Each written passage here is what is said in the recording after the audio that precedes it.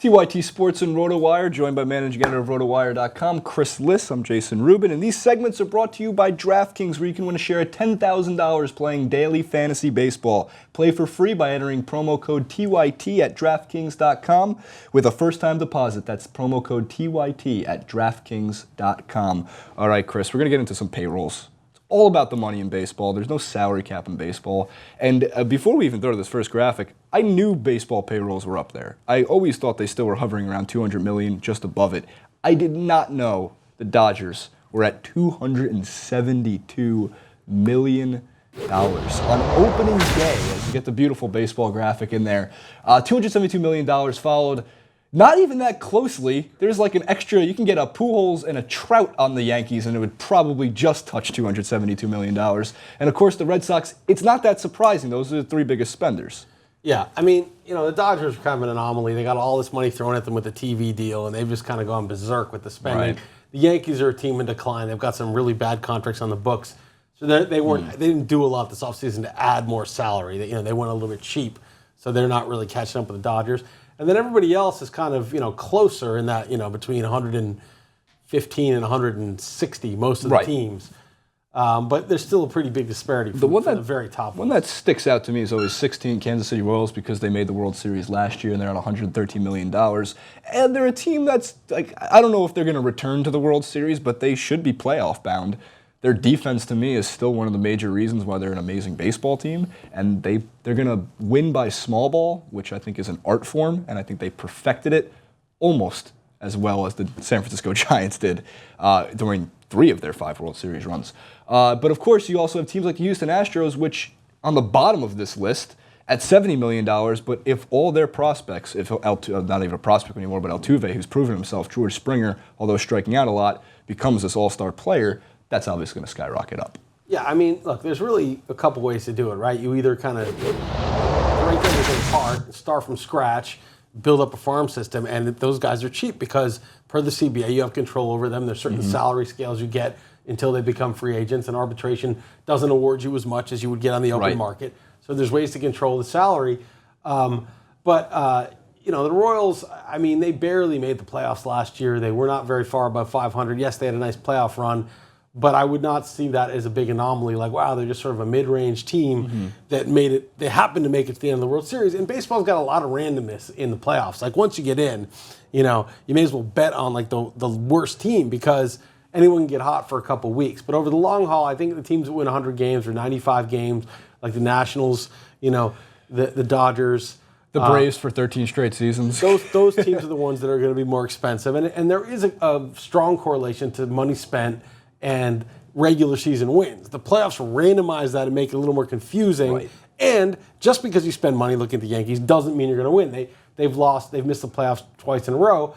But again, they have a lot of terrible contracts on the books. They just got Jeter off the books, but they still have Teixeira and A-Rod and Sabathia. So they've got a lot of guys who are borderline worthless right now that are costing them a lot of money. Yeah, I mean, Sabathia did look pretty good in his first outing this year, though, but I haven't seen velocity drop off like that in a long time. Yeah, and unlike Mark Burley, who is the anomaly to all of baseball, this guy's coming at you with high 80s fastballs, and he's still winning games. Well, Burley's winning. Amazing. Burley's always been that kind of low upside pitcher that's very steady, but CeCe used to be one of the superstar pitchers in the league. He was dominant. He has a 15-1 strikeout to walk ratio in 12 innings so far this year and an ERA of 6. He did the same thing last year. The thing is, if you're sort of an addicted strike thrower and you don't walk people, that's great.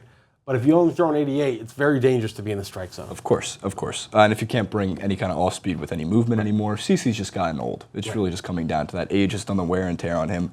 But we decided to have some fun with DraftKings and one of the fantasy lineups that you could theoretically throw out there, plus the addition of one other pitcher. So the Dodgers are the biggest payroll in baseball, $272 million. We wanted to see if you can make a full Dodgers lineup on DraftKings, and we did, including, which worked out for today, Clayton Kershaw. Because if you do want to pick a Dodgers starting pitcher and you want to spend $12,600 on pitching, Kershaw's pretty much always a safe bet, although I know the equity thing, almost everybody's going to take Kershaw. 50% takes it. How much does it really help? But when you round it out, Grandal, Gonzalez, the most reliable player in baseball over the last 2 years, Howie Kendrick, Justin Turner, Jimmy Rollins, Yasiel Puig, like in Crawford, you can fill out an entire lineup and save yourself enough for one really shitty pitcher, probably pitching in Colorado. Although Colorado's at Los Angeles in this game specifically. So you could. Is this a good idea or a terrible idea? Well, I'm not sure what the limit to how many guys you can stack on one team are, whether they would let you take that lineup. I think in a lot of times they have a limit. But if you're in a big tournament, stacking heavily on one team is not the worst idea in the world, because sometimes, when it rains, it pours. If a team wins 14-3, you're going to have a lot of 3-for-5s up and down the lineup. And if you have a lot of players in that lineup, whatever the maximum number you're allowed to put in is, you are going to get, and they go together, right? One guy doubles, another guy walks, another guy hits a 2-run triple, and all your guys are getting runs, ribbies, home runs. Everything's going together. So the stacking is good in a big tournament. In a heads up or a 50-50, where you're not trying to win the whole thing, you're just trying to have a solid team, you don't want to stack that heavily. But either way, I think Kershaw's defensible. I mean, at home against the Rockies, he started off not too well, but I feel pretty strongly he'll have a good game. It's like Kershaw on a bad day is still basically better than every number 2 in the league. Well, he got shelled in Arizona last time out, but again, I think that's an anomaly, and I hope it's an anomaly because I have him in a very important league. So in a season-long league? Season-long league. Yeah. He went high in almost every draft.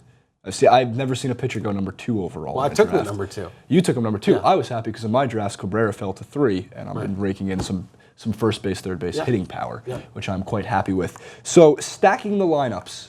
That's not even stacking the lineup. That's just picking a team. It's like, well, because there's a difference of picking the heart of a lineup when you take, for me, I'm a big Mets fan, and that's been full disclosure on TYT Sports. We've always been that way.